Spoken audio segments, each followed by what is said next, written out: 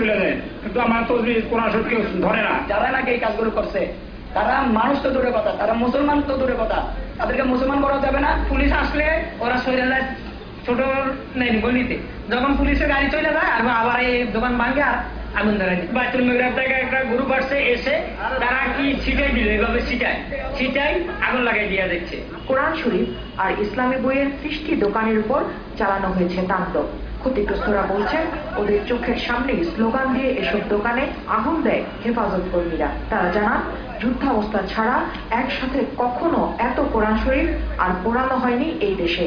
ইসলামের কথা বলে এই যে কোরআন শরীফ পুরাই দিচ্ছে, ওরা কিভাবে ইসলাম হেফাজত করবো? আমার গরিব আজকে শত শত কোরআন এখানে পুরানো হয়েছে শফির নেতৃত্বে। কোরআন পড়তে ইসলাম হেফাজত হবে না, তার মানে তাদের একটাই যে উদ্দেশ্য, সেটা হচ্ছে দেশে একটা রাষ্ট্রে বিশৃঙ্খলা সৃষ্টি করা। এই ঘটনার সাথে জড়িতদের দৃষ্টান্তমূলক শাস্তিও দাবি করেছেন ব্যবসায়ী ও সাধারণ মানুষ। সেই সাথে রয়েছে ক্ষতিগ্রস্তদের ক্ষতিপূরণের দাবিও।